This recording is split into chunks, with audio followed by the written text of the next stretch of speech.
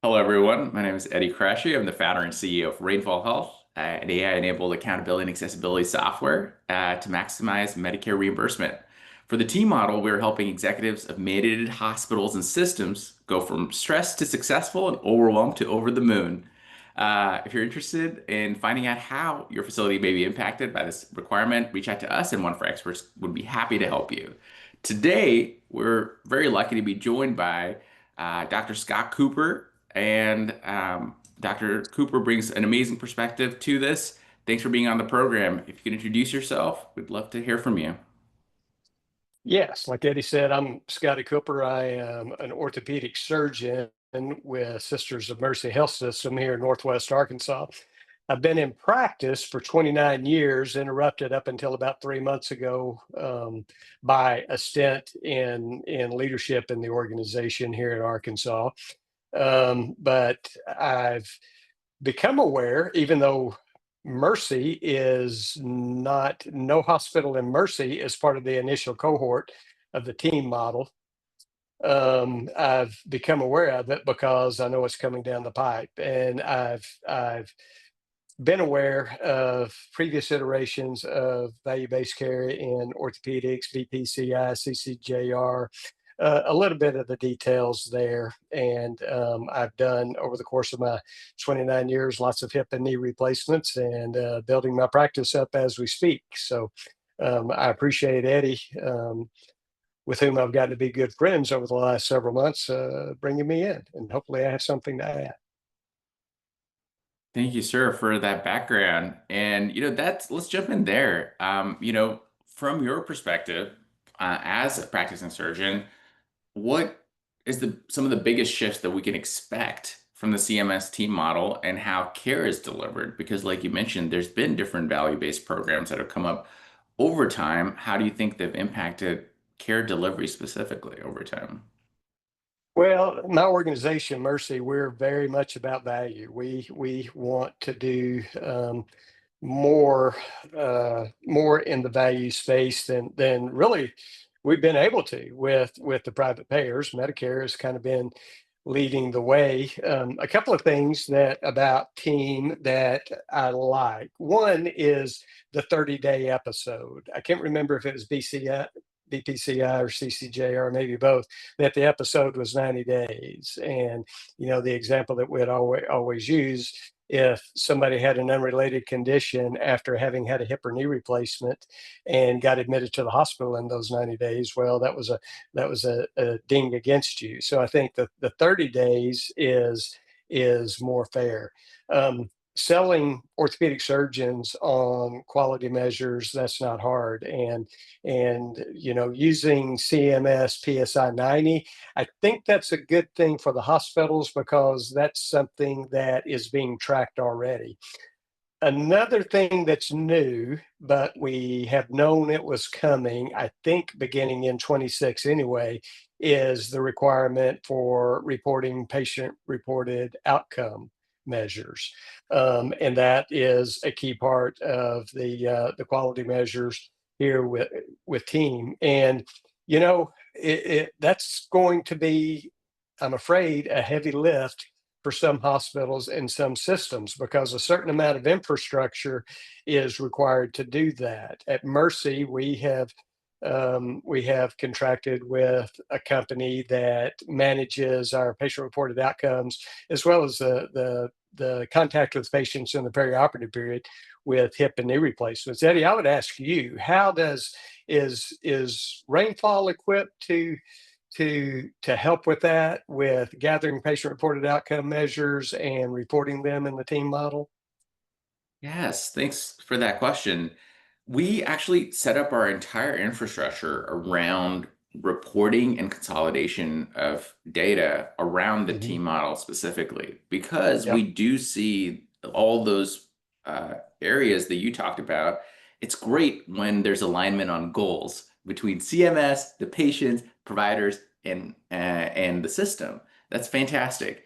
But where things go misalign is in the operational side, right? Mhm. Everybody can get down Mhm. with better patient care and outcomes.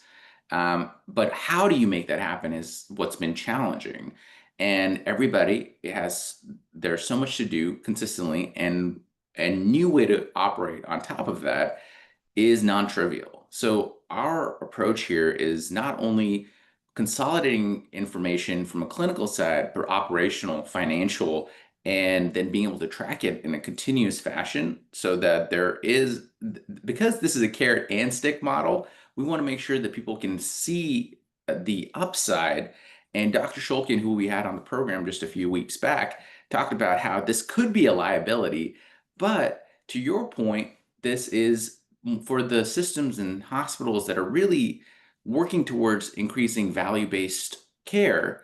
This could actually be an opportunity because there is that incentive on the table, and there's nothing like a mandate and some sustainable way to create the infrastructure that you need to make it happen.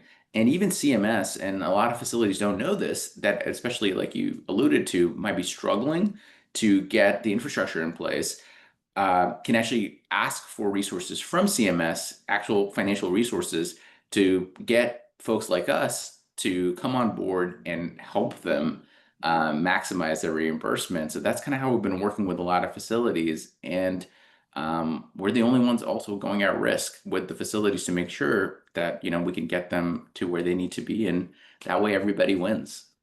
Oh, yeah, that's outstanding. I didn't know that funding was available through CMS, and I didn't know until right now that Rainfall was willing to go in on the risk. A couple of other things that kind of stand out about Team, in that 30-day episode, it does include post-acute care.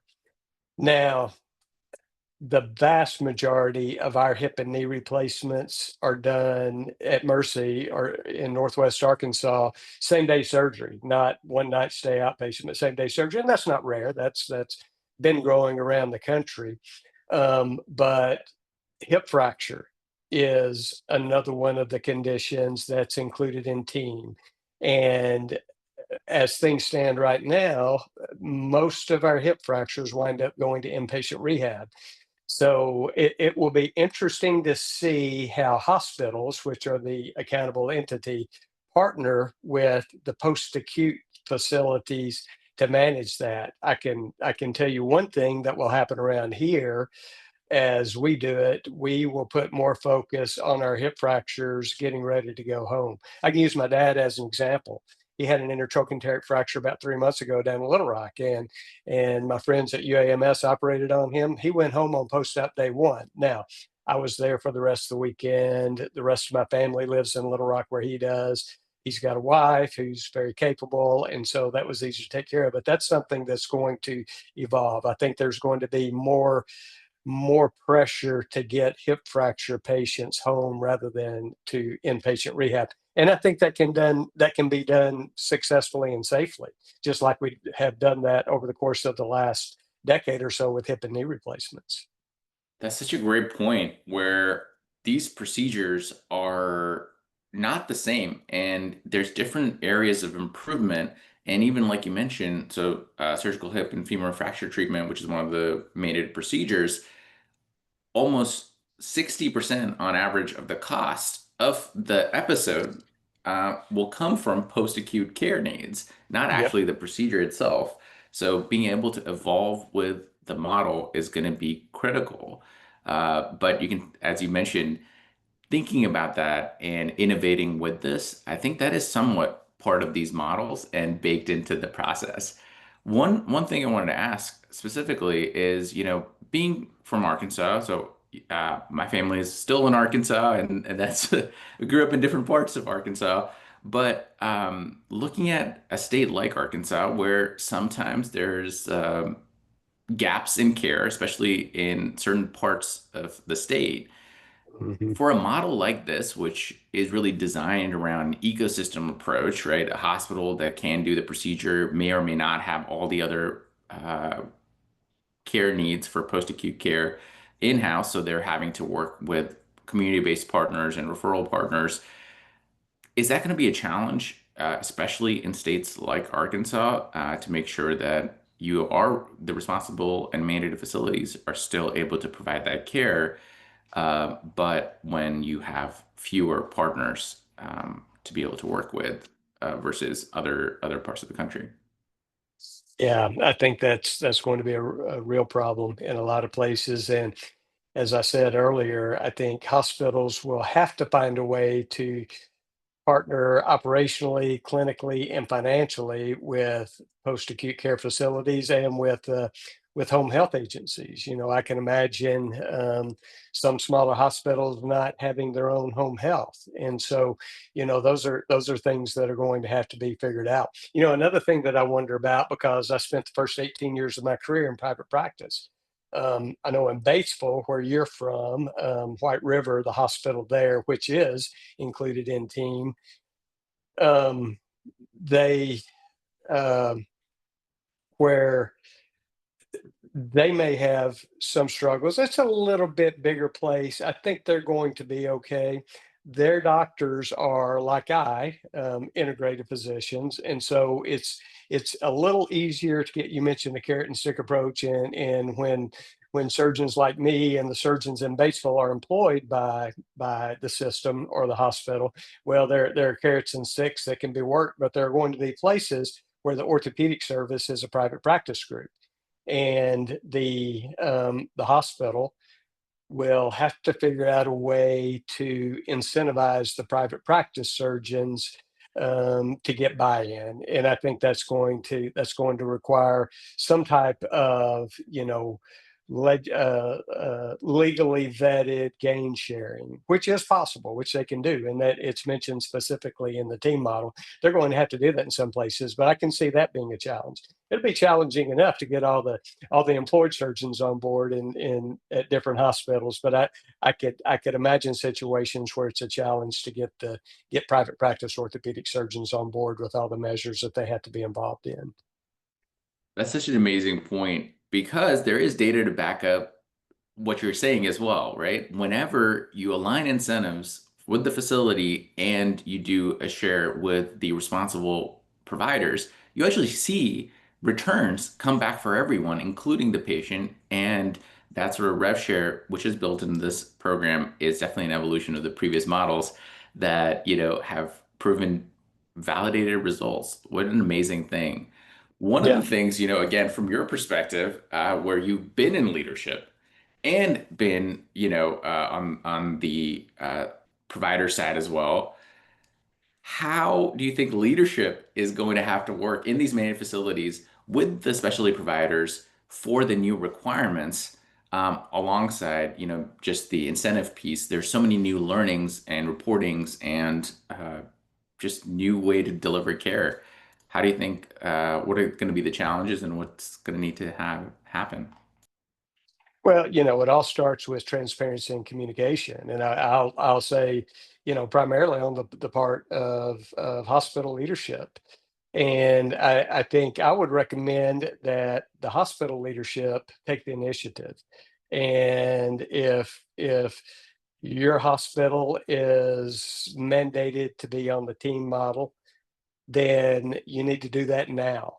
And because this begins the beginning of 26, and you have to start working on the buy-in now. I think, orthopedic surgeons as a species, we are, among many other things, we're pretty easy to get along with, and we're pretty reasonable, and we want to do the right thing for our patients. And when it comes to the quality measures and the patient reported outcomes, we want to know that information, and we want to enhance, we want to improve, we want to be better on those things, and we want to be a part of that. So I think looking at the surgeons as partners, and in integrated systems like Mercy, not as employees, and in non-integrated systems, looking at them as partners and equals in making this work. I think, I realize as I'm saying this, I'm talking about a lot of blue sky rather than nuts and bolts and practical suggestions, but I think that's critically important, and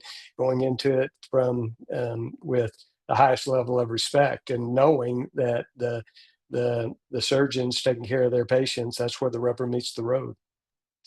No, that's amazing. And aligning again on that high level goal is the first step, right? Hmm. And then the nuts and bolts piece, us at Rainfall, we've been spending a lot of time on making sure that because there's so much good that could come out of this program, we don't add to the administrative burden that inevitably gets put on the providers, on the facilities. That's a lot of what we've been working on. But I was wondering if you have any insight into what sort of support or tools would make it easier for the uh, especially providers to succeed under the T model itself. Yeah, it's like you said, a platform like Rainfall is ideal for this because you cannot expect busy orthopedic surgeons to be manually collecting patient-reported outcomes. That you have to find a way to make that easier for the surgeons. Now, this is mandated. The surgeons are going to have to do it. But you talk about a production killer. You get orthopedic surgeons, frankly the highest paid cog in the wheel, doing low value work like that. Well, that's a losing game, and not just financially for the system, for the hospital working with the team model, but just from the perspective of the relationship. Yeah, that's something you've got to find a way to make it easy for the surgeons to participate in this. I think that's critically important. No, great insights. So, one of my final questions here is if you could tell the healthcare executives that are listening to this episode here one thing about making the T model work for surgeons and for patients, what do you think it would be? Well, it almost sounds like an advertisement for Rainfall, but I think it would be engaging someone to help with the process, to get the process set up and automate it as much as possible, as I was talking about. We talked about the other details of partnering with home health agencies and post-acute care facilities. But I think, at the very beginning, the essence of it is you've I think you have to engage with a product that makes this as smooth and easy for all parties. And I'm not just talking about the surgeons. Obviously, I have a dog in the hunt there, but for the hospital as well. The hospital doesn't want to hire another couple of FTEs to keep up with this, and there are easier ways to do it. No, I couldn't agree more, and I appreciate the shout out.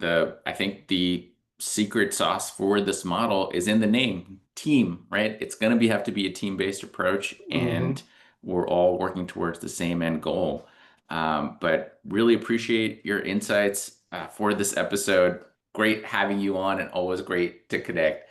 Thank you so much, Dr. Cooper. Appreciate it. Yep, great to see you, Eddie. Thank you. Thank you. Talk to you soon. Talk soon.